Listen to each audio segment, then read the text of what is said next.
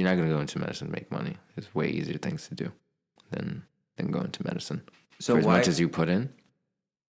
So why is it that you chose medicine? Ultimately, I see like health is the most important, most valuable thing that we have. That and time, right? So with medicine, you can bring about some change, some positive effect, in order to prolong both. So I see that as, you know, what's more precious than trying to help somebody achieve that goal. I mean, it doesn't work out all the time. There's a lot of like the emotional aspect, right? Like a sudden death or like an early death, and you're like, none of this makes sense.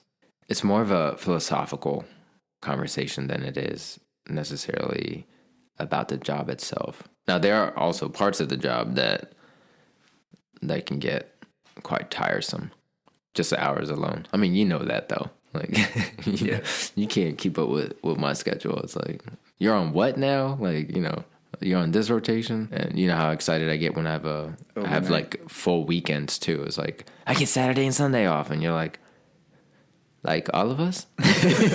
You know, it's like everything is relative in my world at this time. Do you see that? Do you see that changing at all with like the work-life balance? Yeah, I prioritize that. I mean, I'm at a point right now where most of my schedule is not going to be different. Like, it's standardized, right? So there are rotations I have to do. Even when like we're shooting the other episodes, like I was in the middle of one of my ICU rotations, and yet we were still, you know, figuring out a time to go ahead and record episodes and stuff. So, no, you make time for the things that you love, the things that you enjoy. What was your question again? Do you think that that's changing, like in the industry as a whole? Oh, like work-life balance? Yeah. Right. Let me go back and because oh, sorry. Go ahead. No, it's okay. So for me, like work-life balance is vital. Like if even moving forward after residency, I'm gonna try to find a position that allows me to enjoy being around my family, to enjoy being around my friends, and, you know, when the time is right, a significant other and whatnot. So I think, yeah, because I feel like there's a big generational change that's coming with this work-life balance thing. You know, I've had bosses that tell me I work 60 to 80 hours to try to make this thing keep going. mm-hmm. And I don't see that as being fruitful to us, to our generation. Right, like by tiring yourself out. Yeah. To that extent, yeah. No, I agree with you. I think we both see it that way. Like 24-hour shifts is still a thing, but you can't. There's like caps. There's like in a month you're not supposed to work more than 80 hours.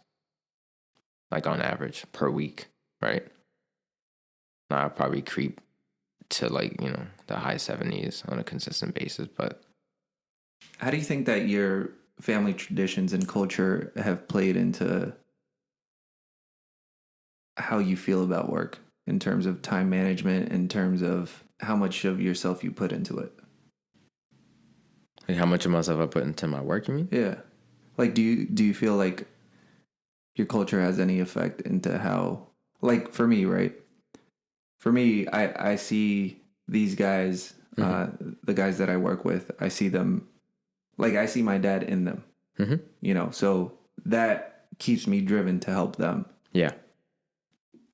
How do you think that your culture, your family has affected the way that you... Well, we come from an area that has a sizable, you know, Ethiopian population. So it's not uncommon for me to have a patient that's Ethiopian while I'm in clinic or in the hospital. So